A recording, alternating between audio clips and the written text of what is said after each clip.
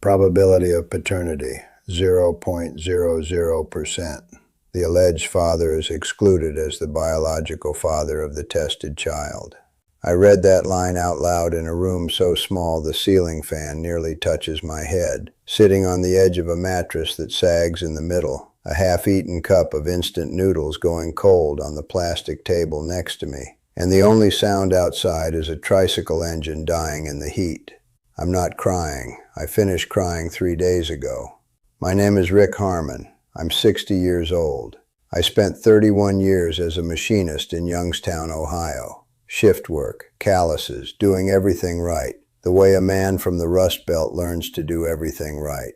And I came to Cebu, Philippines with $187,000 that represented every single thing I had ever built, saved, or sold in my entire life. That number is now $96,400. The other $90,600 is a house I can't legally own in a country I can't afford to leave, a family that is warmer to me than my own, a boy named James Richard Harmon who does not carry a single strand of my DNA, and 4 months of being the happiest I have ever been as an adult.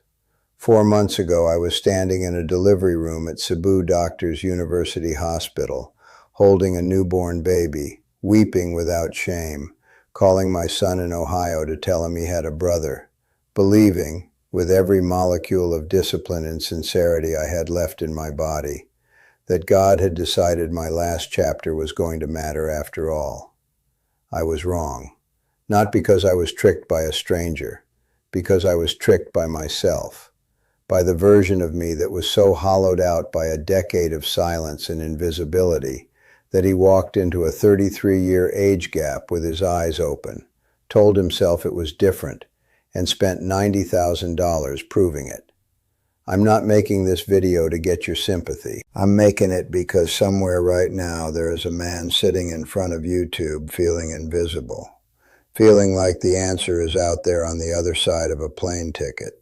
And I want him to hear this from someone who already bought the ticket, built the house, named the baby, and held the paternity test with both hands in a room that smells like mildew and regret. Let me tell you exactly how it happened. Youngstown, Ohio doesn't teach you to talk about feelings. It teaches you to show up. 6 a.m. every morning for 31 years I showed up. Steel shavings in my hair, hydraulic fluid under my fingernails, a punch card that proved I existed. That was my identity. Not Rick Harmon the man, but Rick Harmon the machinist, the shift supervisor, the guy who never called in sick. Donna and I got married at 19 because that's what you did in Youngstown in 1985. And we stayed married for 22 years not because we were happy, but because neither of us knew how to say out loud that we were starving, emotionally starving, in the same house at the same dinner table for years. The divorce was finalized when I was 49. She didn't cheat. I didn't cheat. We just ran out of things to say sometime around my mid-40s, and neither of us had the vocabulary to fix it. Tyler was 23. Kayla was 20. They had their own lives already.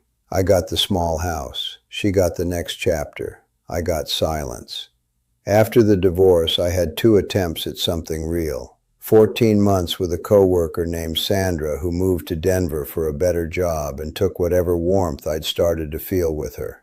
Then a woman in Florida I talked to online for almost a year who turned out to be more comfortable as a concept than a person. That was it. 11 years between my divorce and the day I landed in Cebu. 11 years of coming home to a house where the only sound was the refrigerator humming. When I retired at 58, the plant didn't throw a party. They handed me a card signed by 11 people and a pension check for $1,140 a month. The thing that nobody tells you about retirement after a life like mine is that the job wasn't just a job. It was the entire architecture of my day, my week, my sense of being needed, my tribe of men who spoke the same language I spoke. When it was gone, I didn't know who I was without the noise. I started watching YouTube 6, 7, 8 hours a day, expat channels. Men my age in Southeast Asia, surrounded by warmth and color and people who looked at them like they still mattered. I told myself I was doing research. I wasn't. I was a man standing outside a lit window in the cold, watching other people eat, and convincing myself that buying a plane ticket was the same thing as being hungry enough to deserve a seat at the table. I landed in Cebu on a Tuesday in March, 2 months after turning 58, with a carry-on bag and the particular kind of confidence that only comes from having nothing left to lose. The heat hit me before I cleared the terminal doors. Thick, physical heat, the kind that doesn't apologize. And something in me that had been clenched for 11 years just released. I didn't know what that feeling was at the time. I called it freedom. I know now it was just loneliness changing clothes. I found my way into the expat community fast because men like me always do. We're drawn to each other the way survivors of the same wreck are drawn to each other, comparing notes on what we left behind. Dave from Arizona, 64 years old and 4 years into his Cebu life, took me under his wing at one of those Sunday lunches on Mango Avenue. The kind of afternoon where beer is cold and the conversation is easy, and for a few hours you forget that nobody back home knows what day it is for you. That's the afternoon I met Maricel. She wasn't there for me. I want to be clear about that. She was there because her aunt asked her to come. She wasn't working an angle. She was just a 27-year-old woman eating lunch who happened to be seated across from a 58-year-old man from Ohio, who asked her careful, respectful questions about her life, and actually listened to the answers. That's all it took. That's the part that should terrify you. She didn't have a script. She just had patience and warmth, and the ability to make a man feel like what he was saying mattered. And for someone who hadn't felt that in a decade, it was indistinguishable from being chosen. We exchanged Facebook contacts. She messaged me 2 days later to ask if I'd settled in all right. Nobody had asked me that. Not Tyler, not Kayla, not anyone. Within 6 weeks, she was cooking for me in a kitchen that smelled like garlic and fish sauce, and I was sitting at a table in Consolacion, watching her mother Rosario pour me rice like I was someone worth feeding, and the whole room was warm and loud and full in a way my house in Youngstown had not been in longer than I could honestly remember. Maricel never lied to me. I need you to understand that. She never told me she had no one else. She never told me I was the love of her life. She held my hand. She called me Mahal. She laughed at my terrible Bisaya. She cried once on my shoulder about her mother's health, and I held her and felt for the first time in years like I was big enough to carry something that mattered. That's not a con. That's a transaction that one side is reading as a love story. And I was reading it that way with everything I had, because loneliness doesn't just hurt, it negotiates. And it will always take the worst deal available if it means one night of not being alone. I knew the age gap was 33 years. I told myself it was different. A man who has decided will always find the evidence he needs. It started with a hospital bill, and it started with me feeling like a hero. Rosario's foot, diabetic complication, nothing that would kill her, but the kind of thing that festers and spreads if you ignore it. And the private clinic wanted $2,200, and Maricel came to me with the number written on a piece of paper, folded in half, her eyes not quite meeting mine. And I didn't even open the paper all the way before I said yes. I said yes the way you say yes when someone finally gives you the chance to prove what you're worth. I wired the money inside the hour, and that night Maricel held my face in both hands and looked at me like I was the only solid thing in a world that had been shaking her whole life. And I want you to understand something. That look was worth more to me than $2,000. That look was worth whatever came after it. And what came after it was everything. Because the moment you pay for a medical emergency, you have established something. Not just that you have money, but that your love is denominated in action. And from that point forward, the relationship has a grammar. And the grammar is, he gives we receive, and the warmth between us is the exchange rate. I didn't see that. I called it being a provider. I called it finally having people who needed me. The house came next, and I actually told myself this, out loud, in my own head, like a man trying to win an argument with himself, that building equity in a home was a smart financial move, that even if the relationship didn't work out, I'd have an asset, that I was being practical, that a man who spent 31 years in a machine shop knows how to build something real. $47,500. 3 installments to a contractor that Maricel's uncle vouched for. I watched the walls go up in Consolacion, and I felt the way I used to feel when a machine part came out to spec. The specific satisfaction of a man who made something exist that didn't exist before. The fact that I could not legally own a single square foot of it, because Philippine law prohibits foreign nationals from holding land title, was a detail I filed under, "We'll figure that out when we're married." Renz's tuition, $1,500 across 2 semesters. I paid without blinking because the kid was trying. He was the first in his family to attempt a degree. And what kind of man watches a 19-year-old drop out because of money when he's sitting on $180,000 and calling himself a father figure? $900 a month, every month for 18 months. Groceries, utilities, Rosario's insulin, the little emergencies that arrive constantly in a household operating at the edge of its capacity, a busted water pump, a school fee, a cousin's medical copay. $16,200 bleeding out in increments small enough that I stopped tracking them individually and started tracking them quarterly, the way you track a slow leak instead of a burst pipe, which is exactly the wrong way to track a slow leak. The prenatal care, the private OB, $9,800 for the full pregnancy arc, from the first ultrasound to the delivery room at Cebu Doctors. The ring from Cologne Street, the laptop for Renz, the phone. The things you buy a woman you intend to marry because you are absolutely certain, in the surgical center of your certainty, that you have finally figured out what your life is supposed to be. $84,400 in 20 months. I did the math on a Tuesday afternoon, and the number didn't scare me. It should have.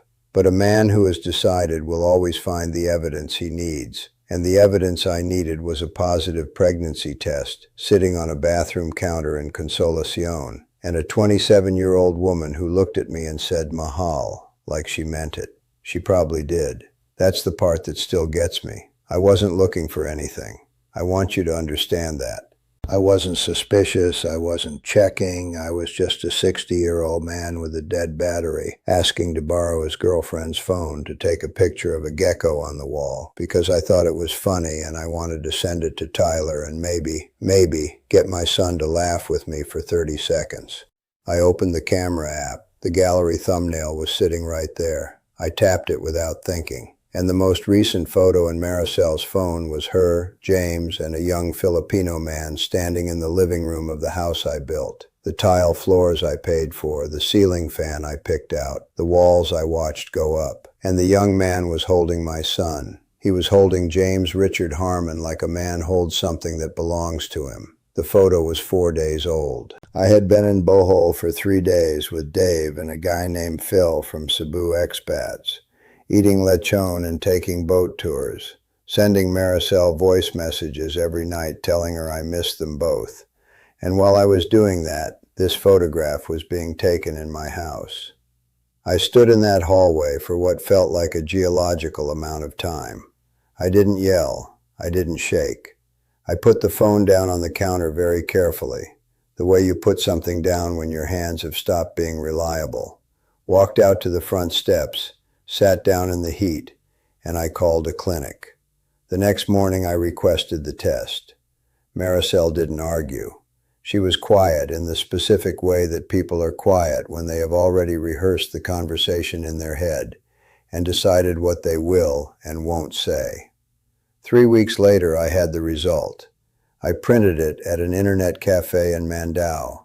I brought it to the house. I sat across from her at the same kitchen table where Rosario had poured me rice like I was someone worth feeding, and I put the paper between us, and Maricel looked at it for a moment and then looked at me and said, "Yes, Jason is the father." She had known since the early weeks of the pregnancy. She didn't know how to end things. She cared for me. The house belongs to her mother. She was sorry. She said all of it in the same calm, level voice you use to explain something complicated to someone you feel genuine sympathy for. She didn't beg. She didn't perform. She asked me what I wanted to do. She was 29 years old. She had a house. Her mother had medication. Her brother had 2 semesters of college. She had a son whose real father was her own age and could grow old beside her. The transaction had concluded, and I sat there in the heat looking at the table, doing the math I should have done 20 months earlier. And the only sound was the ceiling fan and a tricycle dying in the street outside. And I understood, in the way you understand things that arrive too late to matter, that the cruelest part wasn't that she had lied.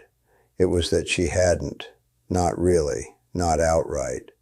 I had just refused, every single day, to hear the truth she was never quite saying. So here I am, back where I started this video, this room, this fan, this cup of noodles I haven't finished because I'm not actually hungry. I just needed something to do with my hands. $90,600. Let me say that number one more time so it lands the way it needs to land. $90,600. A house I cannot own. 18 months of groceries and insulin and tuition and ultrasounds and a ring and a crib and a name on a birth certificate that means nothing. Gone. Not stolen. Spent. By me. Deliberately. With receipts. I was a machinist for 31 years. I know how to read a blueprint. I knew exactly what I was building, and I built it anyway because the loneliness had gotten so loud that I mistook silence for wisdom and a warm kitchen for a home. I didn't lose $90,000 to a woman. I lost it to the version of myself that needed so badly to be a father again that he stopped asking questions. And if you're sitting where I was sitting 2 years ago, watching these videos, feeling invisible, convincing yourself that a plane ticket is the same thing as a solution, I need you to hear me right now, not as a cautionary tale, but as the specific future you are walking toward if you don't do the one thing I refuse to do. Learn to sit with your loneliness without letting it make financial decisions on your behalf. Because loneliness doesn't just hurt, it negotiates. And it will always take the worst deal available, if it means one night of not being alone. I had $187,000. I have $96,400. I have a pension of $1,140 a month, and no home on any continent, and a son in Ohio I haven't called in 4 months because I don't know how to say out loud what I did with the money his grandfather's generation helped me earn. And here is the part that will stay with me longer than any of it. The saddest part isn't the money. The saddest part is that I was genuinely happy for 4 months. And I don't know anymore if that happiness was real or if I bought it like everything else. If this hit you somewhere that matters, hit the like button. Subscribe if you want to hear what comes next, because I'm still in it and I don't have the ending yet. And if you've been where I've been, or if you're there right now, leave it in the comments. I promise I'll read every one.